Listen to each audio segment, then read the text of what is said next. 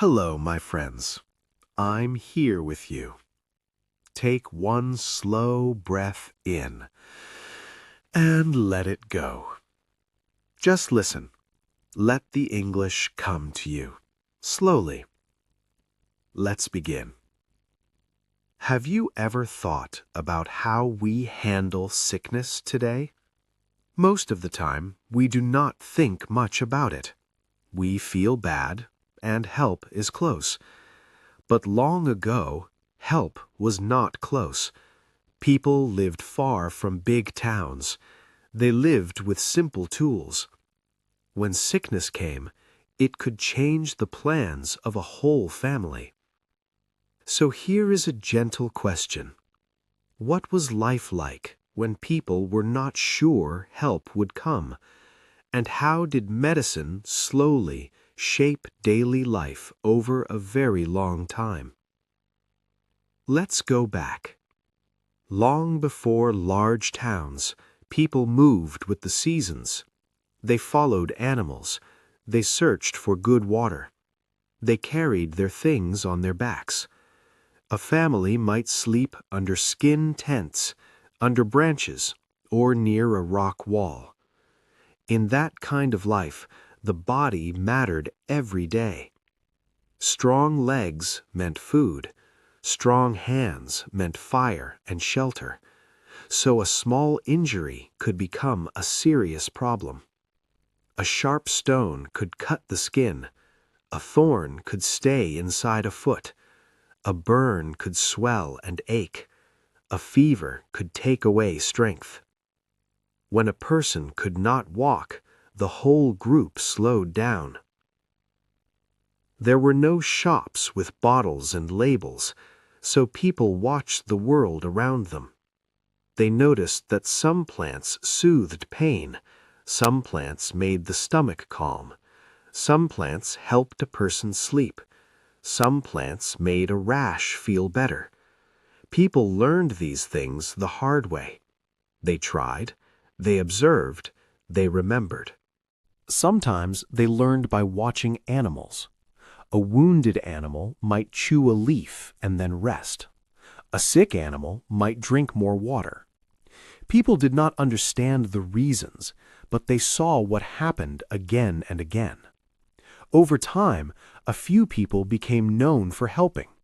They were often older. They remembered which plants grew near the river and which grew on dry ground. They knew which bark was bitter and which sap was sticky. Healing was not only a treatment, it was also attention and care. When someone was sick, the group adjusted. Someone gathered water. Someone kept the fire steady through the night. Someone made soft food. Someone stayed close so the sick person was not alone. In many places, people also used belief when someone got sick. They did not have clear answers, so they used the world around them. They watched the sky and the weather. They listened to stories from elders. Some people believed a place could feel wrong and that this could bring illness. When a child had a fever, a family might try a plant drink and also whisper a prayer near the fire. It was not always one or the other. It could be both. What stayed the same was simple. The group tried to help with what they had. And even without clear answers, people still learned useful habits. They learned that a wound should not stay dirty. They learned that rest can save strength. They learned that warmth can help and cold can help, depending on the problem. They learned that clean water matters. Then, slowly, many groups began to settle. Farming grew. People stayed near fields and rivers. Homes were meant to last longer. Animals lived closer to people. Food was stored for later. This changed sickness again. When people live close together, sickness can move faster. A cough in one home can become a cough in many homes. If shared water becomes dirty, many people can get sick. So healing became a bigger part of village life. Now, sickness was not only a hunter's cut. It was a fever in a child. It was a stomach illness after bad water. It was an injury from heavy work in the fields. It was childbirth, which could be risky for the mother and the baby. In early villages, birth happened at home. Women helped women. A skilled helper learned by seeing many births. She knew how to keep the room warm. She knew how to calm fear with her voice. She used clean cloth and warm water when possible. A good healer or a good birth helper could change a whole community. If more children survived, the village grew. If more mothers survived, families stayed strong. If workers healed after injury, food was easier to grow and store. So medicine was tied to work, food, and survival. As villages became towns, towns became crowded. Markets grew. People came from other areas to trade. Many strangers lived close together, often with limited clean water. In that kind of place, sickness could arrive and spread. One traveler brings a cough. A busy market passes it on. A neighborhood becomes weak and tired. In a market, you could sometimes see healing as part of daily buying and selling. A woman might sit near a wall with small bags of dried plants. A man might sell oil in a clay jar. A healer might look at a swollen hand, then wrap it with cloth. The sick person might pay with grain, cloth, or a small coin. People also began to travel more often, and as they traveled, knowledge moved with them. Imagine a trader walking for days on a dry road. His sandals are worn, dust sticks to his legs. In his bag there is salt and cloth, and there are small bundles of dried plants. He carries them because people ask for them. A healer in the next town might trade grain for one bitter leaf. A mother might trade a strip of cloth for sticky tree sap to cover a wound. When the trader arrives, he also brings small ideas. He says, "In the last town, they boil this leaf for fever." He says, "They wash a cut first before they wrap it." Then he leaves again, and the ideas stay behind. Now imagine a port town. Boats come and out. People unload sacks and jars. A sailor steps down with a small clay pot wrapped in rope. Inside is thick, sticky tree sap that helps cover a wound and keep it closed. A healer buys a little, not for curiosity, for someone at home who is hurt. Over many, many years, healing knowledge moved from place to place. It was not one single method, it was many small ideas shared by many people. Knowledge moved with people. As larger kingdoms and empires grew, travel routes became busier. Roads became safer in some places. Ports grew. Trade groups crossed long land paths.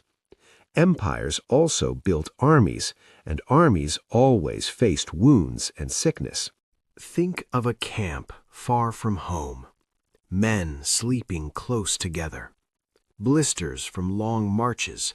Water that is not always clean.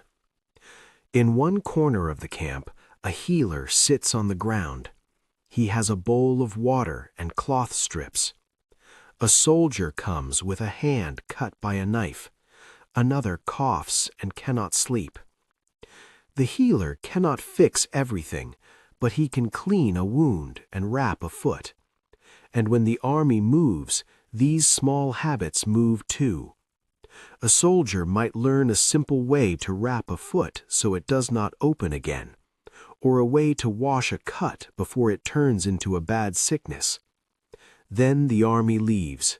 After a long march, the same habit can appear in a new town, because people are hurt and they need help. But here is the hard chapter, told gently. Help was not the same for everyone. If you lived near a palace, help could be close. A trained healer might be only a short walk away. If you had money, you could get special things that others could not. a rare oil, a dried plant from far away, clean cloth that most families could not waste. And if you mattered to the ruler, people moved faster for you. Someone opened a door. Someone made space. Someone brought the healer first. Picture a family far from town. They live in a small home near fields. One evening, their child grows hot with fever. The child is tired and quiet. The parents sit close and bring water again and again. They can send someone to town, but the road is long. The healer may not be there, and the family may need to pay with grain they saved for winter. Or they may need to sell a chicken or a goat. So they do what many families did. They use what is near them. They cool the child with wet cloth. They keep the fire steady through the night. They give small sips of water. They wait and they hope. In many places, this was the difference: distance, money, time. Medicine also followed movement. Picture a small town that sits far from the hills. In that town, people know one special oil helps a wound stay covered. But the trees that make that oil do not grow nearby. So the town waits for traders. One day, a trader arrives with a small bottle wrapped in cloth. A man buys it quickly because his sister is hurt at home. Then, one season, the road becomes dangerous. No trader comes. The bottle does not arrive, and the town returns to what it has: water, cloth, and waiting. Now let's move forward, step by step, into the modern world.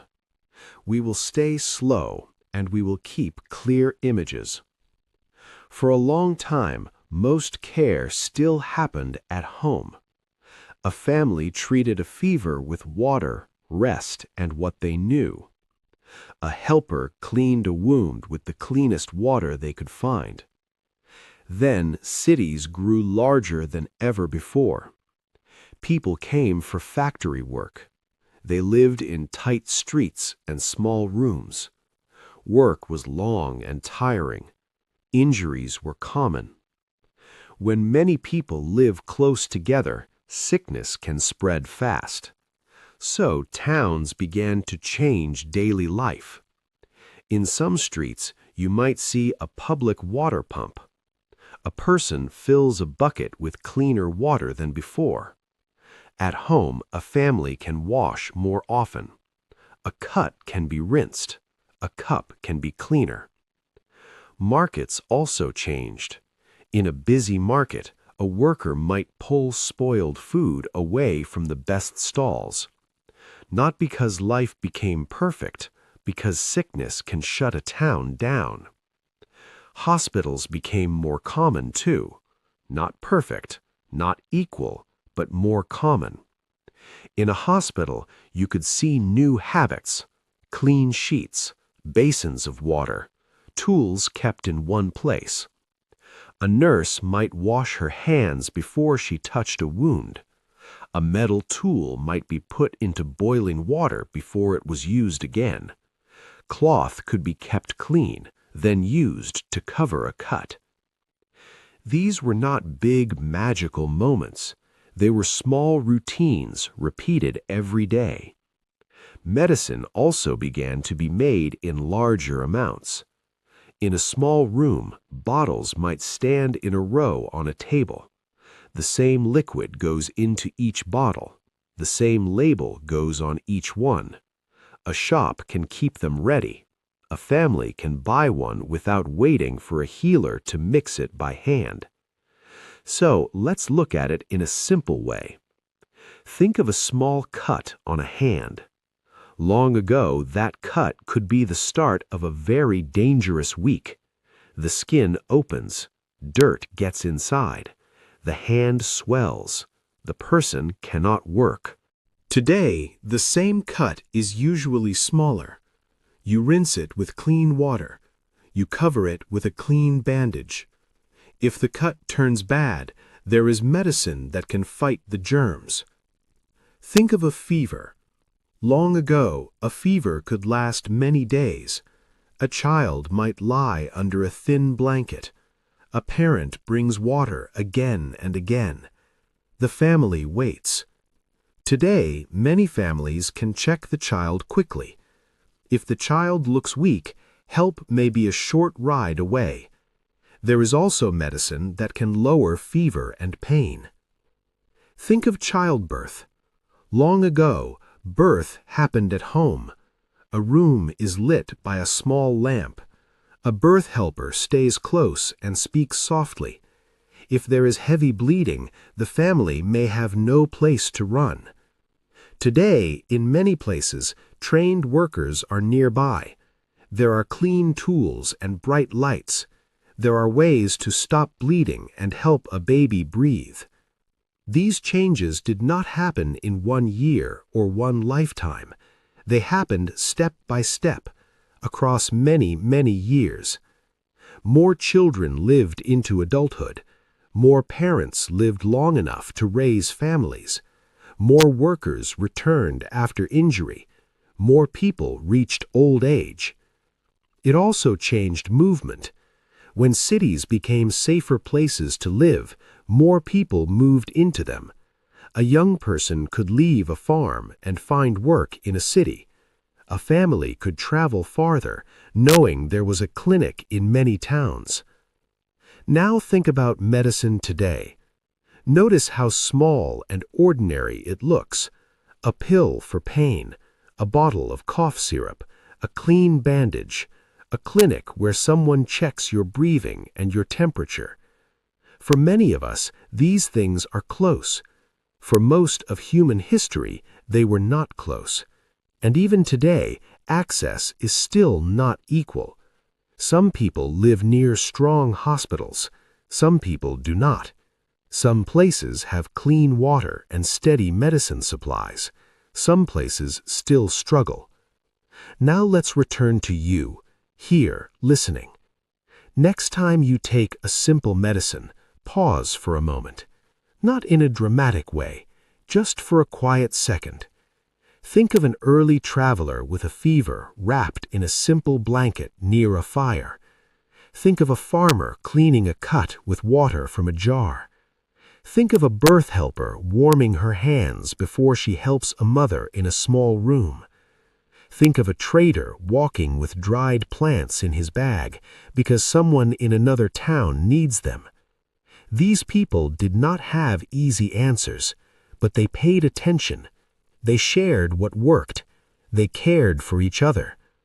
Take one more slow breath and let this thought rest with you. Help is close for many of us now. Long ago, it was not. And over a long time, that change helped shape how people lived together. If you enjoyed this video, give it a big thumbs up. Share it with your friends, and don't forget to subscribe for more videos.